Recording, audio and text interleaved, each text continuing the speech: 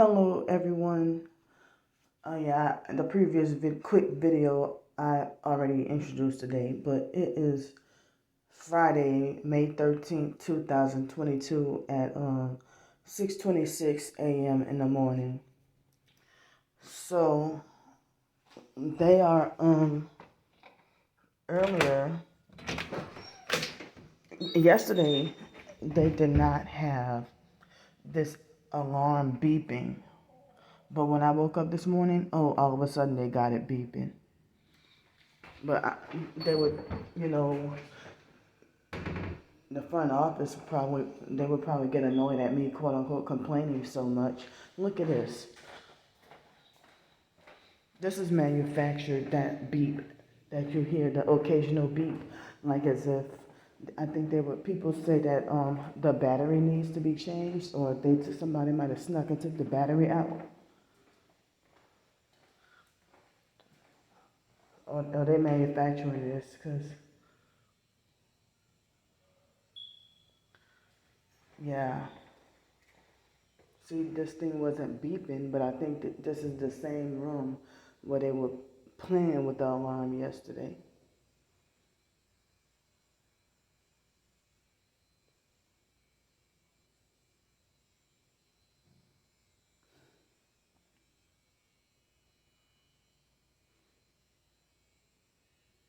See, I think they manually don't. There it goes again. I absolutely hate that noise. It drives me up the wall. And then people get aggravated with me, and I don't have any control over it. But I need to tell them at the front desk. And I don't know what that buzzing noise is.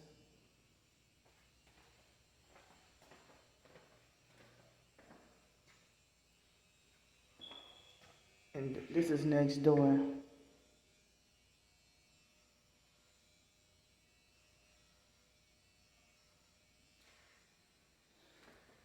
Sound like as if somebody's getting their hair cut or something. But not this early in the doggone morning.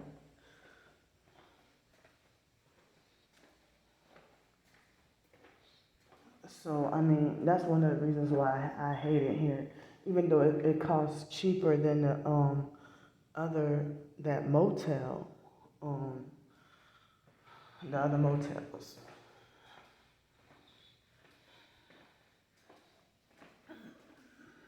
So, they won't allow me to have peace and quiet, or for me to be able to relax, think properly, write any ebooks or short stories or nothing like that.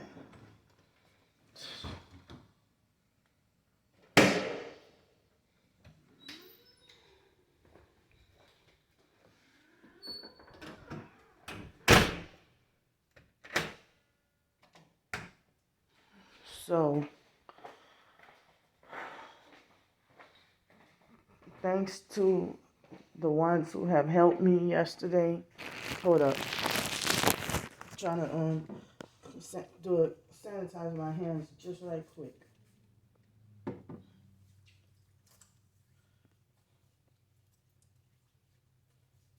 So, yeah, I mean, well, it's light outside already, but it's darker in here. But you see, when the room is darker, y'all know that I can do my videos. You know, they can last longer. My videos can last longer, and I can talk longer if I need to. Hold up. So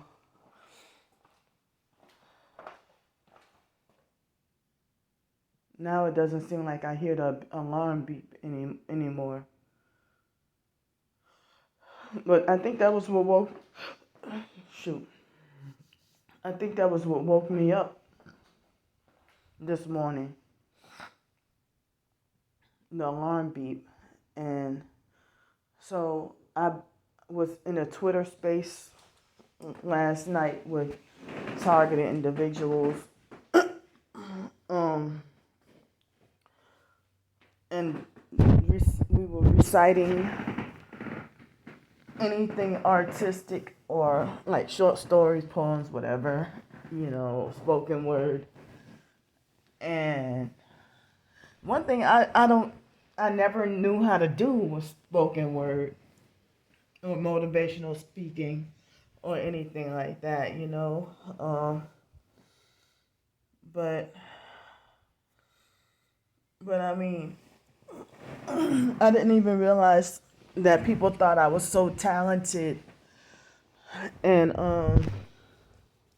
I didn't realize people thought I was so talented. I mean, the few people who do pay me attention, I didn't realize they thought that I was so talented with my short stories and stuff. I mean, if I would have known that, what if I could have done this, years ago?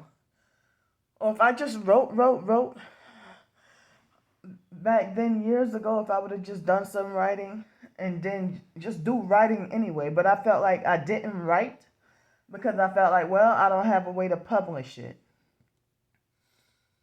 And I didn't know about self-publishing, and I didn't know that Amazon Kindle, Amazon KDP and self-publishing. I didn't realize they'd been around far back as 2007. I would have been writing and publishing, but I would not have known how to get those. Get any support or get any sales or how to advertise or anything like that either. But because back then they probably would have had lots of novels or whatever. But then again, me finding out the truth and becoming a Christian years later, I probably would have had to unpublish some of those books, and I probably would have held my head down in shame.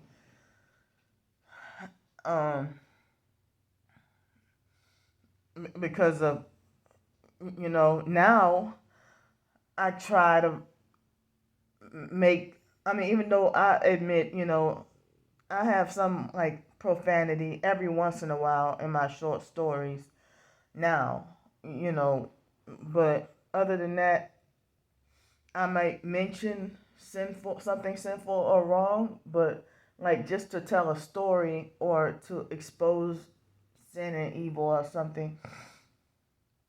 But I don't embrace or glorify, sinful stuff or, sexual stuff. And I try to keep it, but some things like with some short stories, like the series I'm working on, it might have some like stuff that's too uncomfortable for me.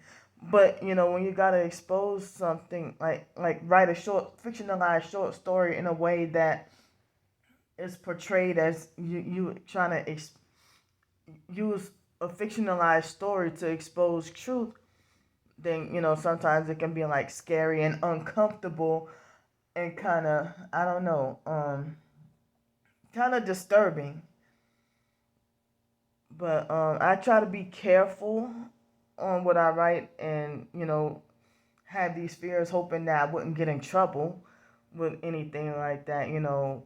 If people would get mad and say, "Oh, you're exposing Freemasons. Oh, they're gonna come after you. You're gonna get in trouble," or something like that. But I still mention or expose even Freemasons cults, mind control, MK Ultra, whatever, even in my short stories. But some of the other short stories, I just try to write something happy or family oriented or So about 3 out of the 4 short stories was recited yesterday, and about 3 of the 4, the short stories, 3 out of the 4 of the short stories was recited. But it's like this one man, he was taken aback and mind blown. At the short story, I thought it was going to be weird and like awkward, but he thought I had some talent out of this world, like a very mind blowing, amazing talent. When the short story about the sweet feet or shiny toes, and I just laughed the whole time. And then the short story that I wrote about oh, what's the other one? Let's buy some hood snacks. So one lady thought that the let's buy some hood snacks short story, she thought it was really cute. But I should have showed them the short story called Smoochie's the Cuddly Pup. Yeah, but I didn't show them that one. But it's like I don't get. It's like when I try to show or present my short stories, most people don't pay attention or they mostly ignore. But or most people are brainwashed against me. So people who don't have their minds corrupted about me, they tell me you are an amazing writer, Candy. Don't let anybody tell you different. And make sure you keep on writing. Somebody's going to pay attention one day. Or you're impacting people in ways you don't even realize.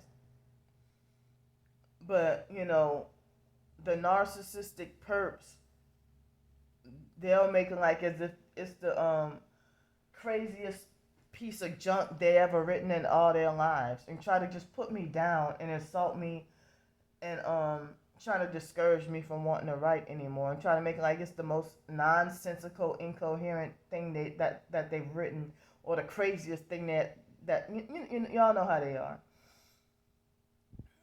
So it wasn't until after I was 15 years old and started being vocal with speaking out against the foster mom's abuse was when everybody started to discredit me and everything I do or say, the people will say, "Oh, that makes no sense," or "That's illogical." They say that don't really make any sense and stuff like that. Or everything you say is illogical, irrational, incoherent, and doesn't make sense, or you're delusional, or you get hostile, defiant, and belligerent when somebody tell you the truth. No, you ain't telling me the truth. You're saying false things that hurts, just to put me down. If you try to say, "Oh, your writing sucks," and then if I be like, "Well, why you had to be mean like that?" and then they'll be like, they'll make it like, and I say just like that. Why you hurt my feelings? And then they blow off the handles and go off on me, and then they say I'm starting trouble. I'm trying to be a troublemaker or being incoherent. I mean, that I'm being belligerent and trying to start trouble and being hostile and defiant, all kinds of things. And they act like they think they have the fake authority to start dishing out mental health diagnoses when they barely even graduated from high school and not even qualified doctors, and they think that they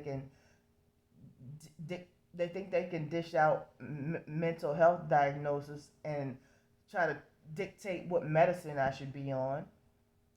Trying to say, "Oh, well, you should go and get you some Prozac because you're crazy," or you need to get on some Abilify, or you need to get on Geodon because you're bipolar and stuff. Well, you're trying to make it like I need to take the same medicines that you take. And some of them, if you see a psychiatrist and take medicine, then you don't need to. What room do you have to be calling me crazy? And you're talking about my bad behavior. You see a psychiatrist. But nobody should see a psychiatrist or take medicine because psych meds, they are unnecessary for the human body and destructive. And then some people make like, "Oh, well, once you start taking them, then you got to keep taking them." And then the pharmaceutical companies keep making more money off of that. And then people are enslaved and helpless and don't know how to break away or wean themselves off the medication. And then the fake doctors lose income. And then people be like, "Well, the fact that the doctor is losing or the therapist is losing income because you don't want to get treatment, do you think that's fair to them? You're letting me know that it's about money." So why does a doctor or a therapist have a right to profit and make money off of a patient that they care nothing about? You know, the fact that I'm being a targeted individual, nobody is saying that it's unfair. Nobody's saying that it's unfair to to me. that I'm being sabotaged and blocked. I mean, the fact if I stop seeing a psychiatrist and take medicine, I'm not being malicious or evil or just want to stop them from taking. I mean, from making money or making a living. The I mean, if whatever happened to the Hippocratic oath, um, first do no harm, and that's what they do. First do harm. So people are being slowly murdered, taking and their minds being messed up and everything, and it's like people want to try to falsely make it like you were born this way or you're a psych patient for life. I mean, any other disease you could be healed from, but people try to make it like you need to be on medicine, psych meds for life. Excuse me. That you need to be taking your medicine and stuff, and it's like, well, how long am I gonna be sick for? It, I mean, all because you want me eradicated from this earth and you don't like me, so you want to say that I'm sick. But it's used as a weapon and to punish people, and the psych meds make you physically sick and ruining you and just make you not live right. Like it's like you're forced to be a zombie and sleep all day and eat all day, and then you end up, lashing out on people. But you know what? Um, now that I'm not on psych medications, the perps try to do stuff like try to rile me up and stuff. But they try to rile you up and make you mad. But if I was on psychiatric medications make you likely more. They make you more susceptible, and it's more of a frequency. More of often times. That if you end up snapping on somebody, because now I think that I have some better self control with my anger now that I'm not on medications anymore than when I was, because you would have caught me doing stuff like kicking or slapping somebody or throwing a notebook at somebody or something, you know, throwing something at somebody or throwing my phone or something, you know, when I was on those medications. But, I have way less frequency of outbursts that I'm not on taking those medications anymore. You know, but you see, they try to rile you up and provoke you and try to make it like, oh, you're dangerous news. No, but y'all keep on antagonizing, terrorizing, and provoking us. And, I mean, until we snap.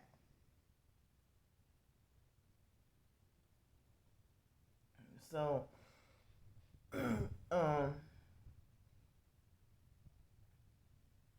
yeah, last night I was fighting sleep and trying to stay awake. I think I probably would have started to doze off at about 8 o'clock or 8:30 last night. I started to doze off, but I fought sleep and tried hard to stay awake. and and so then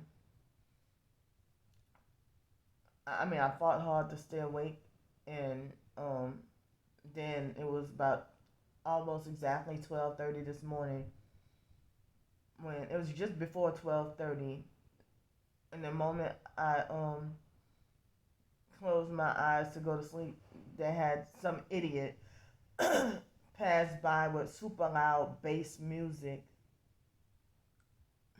and super loud bass music, and then right after, I mean, I was able to get a little bit footage on audio footage on film, and then shortly after they drove away, or maybe they turned the car off and stay here, or they or that I think that they were perps that don't stay here and just wanted to Because what a coincidence that the moment I start to close my eyes and doze off is when um the moment I start to close my eyes and doze off is when you know, that's when I hear loud ignorant music, you know. And so I mean, I'm forced to hear the loud ignorant music, and then after they drive away, after about 3 or 4 minutes, I mean, they did it just to harass and terrorize me and make me startle and not be able to go to sleep. So, and so for a good 30 minutes to an hour, I was startled and mad, and that delayed me. And then I ended up eventually going to sleep later on. And so, going to sleep later on. And then after that, I mean, after going to sleep, I was awakened to that fake ass, alarm beeping. Some people say that either somebody took the battery out or the battery stopped working. But how is that a coincidence? And I just got here. I think they really manipulating and messing with the smoke alarms. But yesterday, that beep wasn't happening yesterday. And as I said, I just got here. And then I forgot to say that the lady at the front desk, she was Filipino yesterday. Attitude wise, she was nice, but she had like red fingernail polish, and she was throwing up those devil horns hand signs.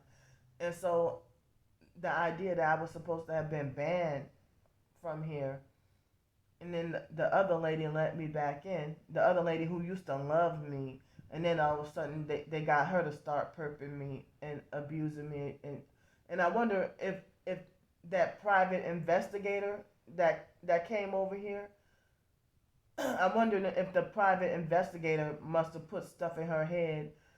Um, that lady, Miss Annie. I wonder if the private investigator put stuff in Miss Annie's head and turned her against me, and made her start to act like brutally vicious towards me. Because as I said, Miss Annie used to love me, and this is supposed to be a Christian hotel. They got Bibles, whether King James version or not. They got Bibles on the nightstand of every hotel room here. So, I mean, they got Bibles, and they have gospel tracks, and like when you enter in the front office, in the lobby, they have got a lot of gospel tracks. You know, so Miss Annie seemed like as if she wasn't too it seemed kind of like she was still kind of had some bitterness towards me, and she let me back in because the other Filipino lady said, well, oh, well, you there's a note here, but she didn't want to tell me what the note was. So eventually, I guess they let me back in, and I mean, so they let me back in, and Miss Annie asked me, well, how long are you staying? I said, well, just 2 days so far, but if I'm able to stay here longer, and if I'm able to stay here longer, and you know, if I'm able to stay here longer, and I'm sorry, I'm finding out unwanted intrusive thoughts. If I'm able to stay here longer, um, I can be able to it's cheaper than that other place. So I'm I mean it's cheaper than the previous two places I was at. So but the thing is, it's like noise wise, I can't even get any peace. Like what you hear, that's that alarm beeping. So I mean, it seemed like eventually all the staff became to be perps here. But I mean, as I said, the Filipino lady yesterday, she had red fingernail polish, and I saw her, throwing up the devil horns hand sign along with that cab driver who introduced me. Who sent for me to come over here. But the cab driver, even when I was at the storage unit, he was talking to me and throwing up devil horns and stuff like that. And it's like, wow, it's like, are they trying to keep triggering me with that? You know, um, so he was even talking to her and throwing up those hand signs. He was throwing up, devil horns a few times and talking to her, and she was throwing up those signs too. And so, and it's like I'm amazed at how the hell you're gonna talk about Jesus and talk about God, but at the same time you're throwing up, the devil horns. And then this man was trying to, make sexual advances at me, you know. And if I could, I would never contact him again. He gave me his business card and everything. He's some kind of private independent cab driver, but I was afraid that he was gonna scam me. But he said he gave me a discount. But if it weren't for him, I wouldn't be allowed to be back in here, and I probably would have had to go like one night in a hotel. I mean, a more expensive hotel. And I think this is cheapest in town, and this is the only place that they don't stop doing a weekly rate. And it's decent and clean here. It's very decent and clean, but it's like a self-service hotel, and that's why it's cheaper. Like you don't get room service or nothing like that. But it's so. I mean, I have to I have to replace everything I had to leave behind. But I mean, I don't know if I just got had to stay here 2 days and then have to be back on the streets, or if I could get more help.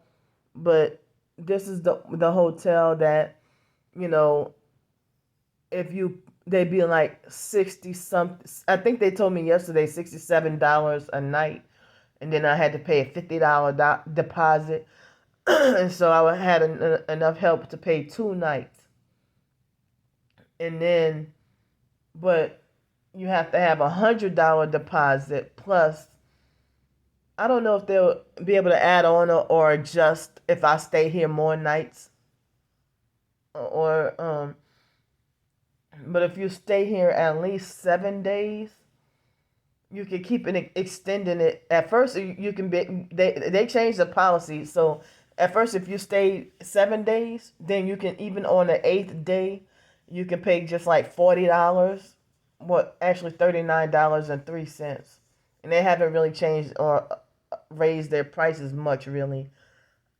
So it'd be like $39.03 every night, but they changed it to make it where you have to do it every 3 nights. So 117 every 3 nights.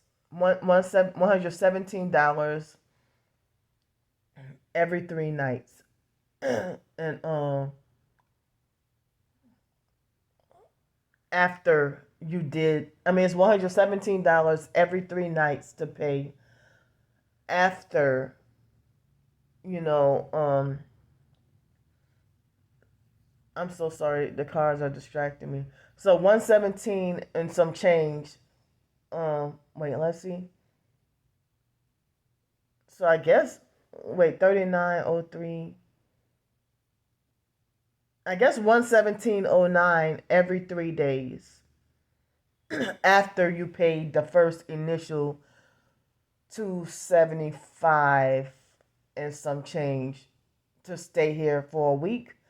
Like, you have to pay $100 deposit plus 275 for the first week, and then if you want to stay longer, you have to do. They used to be say 1 day, but now it's 3 day increments of 11709 every 3 days after the first 7 days. If you keep extending it and staying here longer.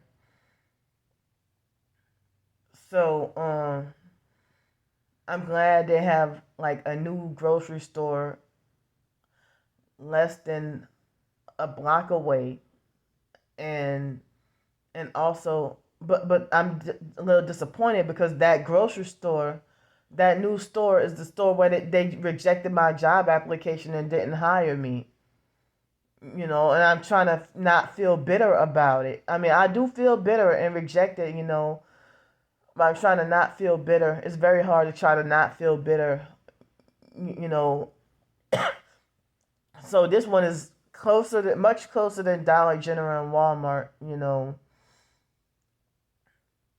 and it's even closer than Dollar Tree. And so yeah, I mean that store had rejected my application.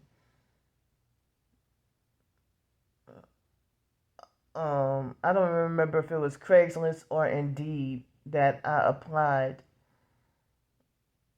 but I mean,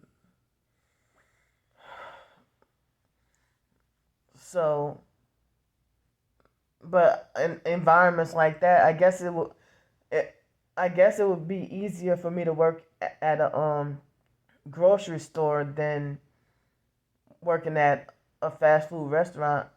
Like yesterday in Mobile, Alabama, at the Whataburger, I tried to ask the lady, the manager, about hiring, and I mean, when she was taking my order, she treated me like I was aggravating and annoying and get on her nerves, and I was still sleep deprived, and she ignored the shit out of me when I asked her about a job opportunity, you know, but some people have difficulty. Some people are able, if they're not targeted and they got to live through being homeless and stuff, they can get them a job. But if they might not be able to qualify for whatever reason to get housing, then, they end up having to permanently live long term live in a hotel or a motel. But it seems like if you be trapped making hotel or motel payments and can't even set aside to save anything for actual housing and stuff. And that was the case for me at the motel before last when I was working at the schools. But what would have happened was I was banned from riding the buses, so I would have had to otherwise I could have took the bus, the beach bus, but then be perp stalked, harassed, and everything on the bus. But I could have, if it weren't for all that crazy stuff going on, I probably could have just took the bus, live on the streets, and then took the bus. But then again, having no place, and it rained and be cold, I couldn't be on the streets like that, and have all these sleepless nights and stuff, and being on the streets, being unsafe, and having no overhead protection. If it rained, so I mean that's why I had to stay in the motel.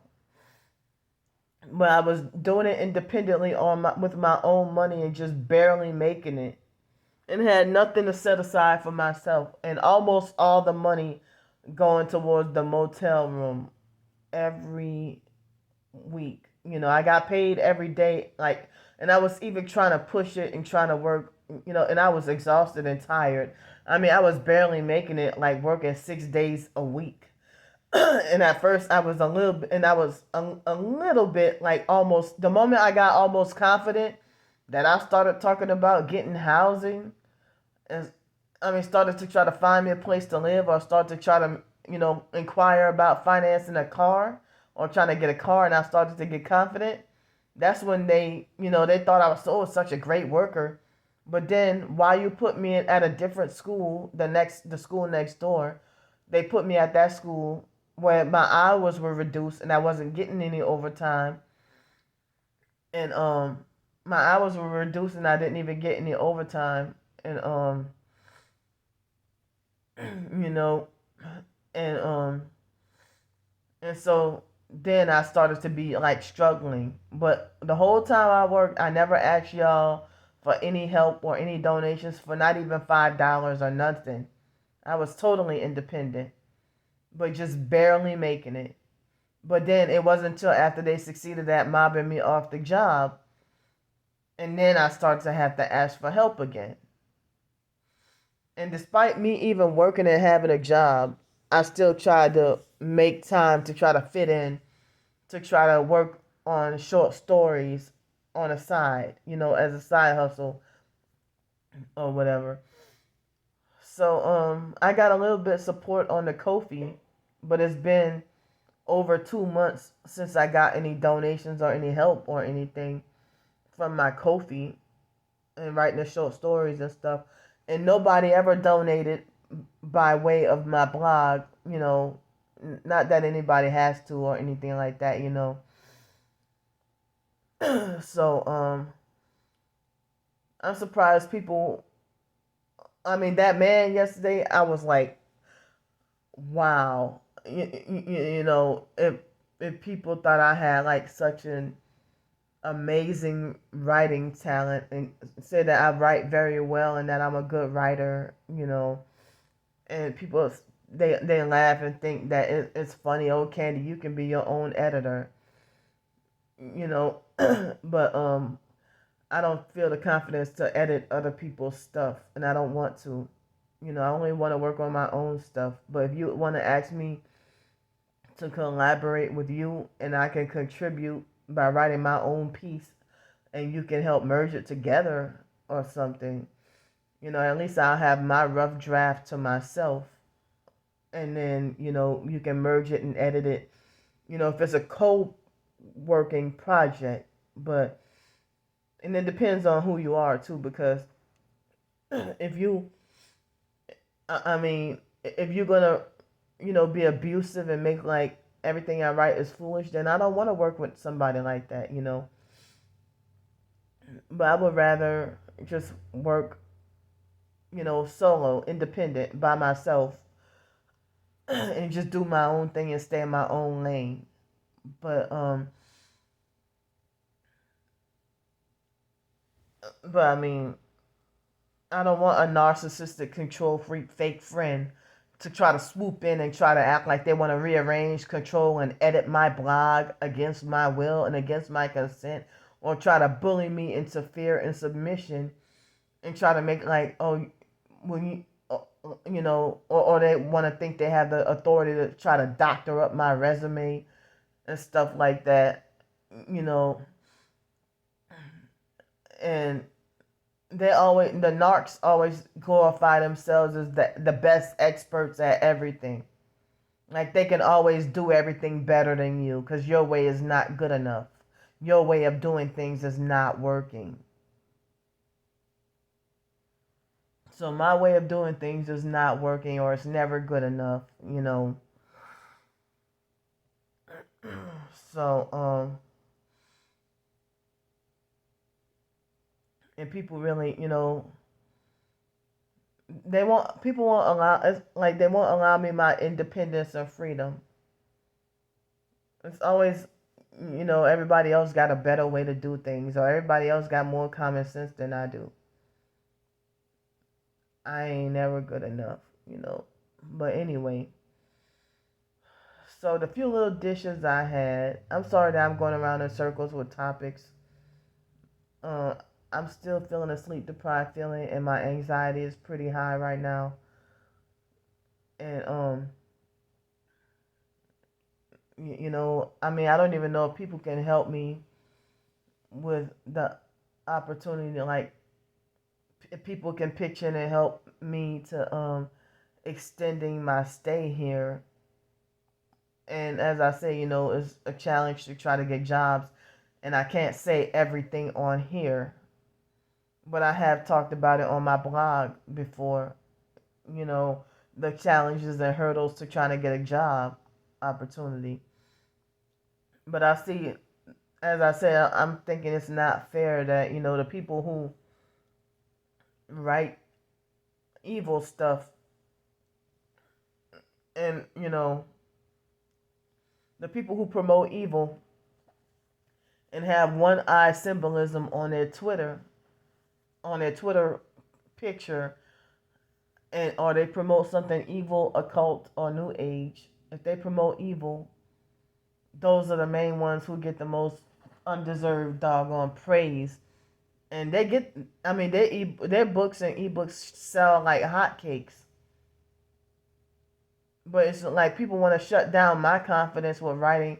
As I said, as far as the writing community on Twitter, I never really had a conversation, or none of them ever really took a look at any of my short stories or anything and try to give me any feedback or anything like that, you know. So yeah,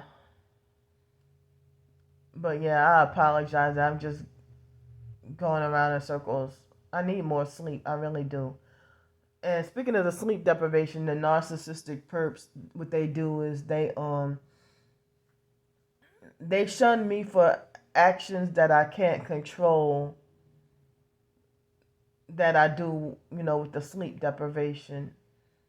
If I accidentally said something wrong or did something wrong as a consequence of being sleep deprived, you know, if I did or said something wrong as a consequence of being sleep deprived, then you know, I get shunned for it. Or people would treat me like as if I'm really annoying, and I say, excuse me, I apologize for my sleep deprivation. I'm days of sleep deprived, excuse me. But then they'll still look at me like I'm crazy, and they make it like they want to rearrange and control and do the thinking for me and stuff like that. But at Aldi's, almost next door, it's brand new. That's a store that they didn't want to hire me. And so I at Aldi they didn't want to hire me, and so I see. I mean, I had to leave all that stuff at Patricia's house, and so now if I were to stay here longer, I have to go and buy more, buy a couple of more dishes. I would have to buy more paper towels, toilet paper, more towels, washcloths, replace all that. You know, I mean, I had my more comfortable clothes that I had to leave it behind. I couldn't take all that stuff with me, and I felt like I wanted to. I mean, I thought everything was gonna go well, and I was gonna get settled and maybe get a better job opportunity, and eventually get on my feet and and be more independent and stuff. But wow, she really juiced my head up, and it turned out to be a perp and stuff like that. So she turned out to be a perp, and so that's why I'm not there anymore. But I'm glad to be able to have my own independent room, because basically I didn't really have any privacy in the house with her. I didn't, so I'm just glad I'm out of that situation. But I would like to talk to other TIs about the idea that if you live with somebody and then they turn out to be a perp, or they try to set you up, or you go missing or dead, and Cliff View is still missing, and you're not going to do a video laughing and making fun and saying that targeted individuals, that they deserve to be locked up in a mental institution, because you just want to assume that they talk crazy and talk about aliens and get what they deserve. I mean, I haven't seen Cliffview talk. He didn't talk strange like that. He didn't talk about aliens or nothing like that. But you just make this false assumption of him talking about odd conspiracy theories or something. And I mean, So you have a lot to learn. If you are new to the TI community, you need to stop. You need to learn to stop calling people mentally ill and saying that they're mentally unwell and need help, or that they need to see a therapist and stuff. I really think that you're just a perp infiltrator. So I mean, it's really not a laughing game about when a targeted individual goes missing and then get locked up in a mental institution somewhere. That's no laughing, or if they get murdered like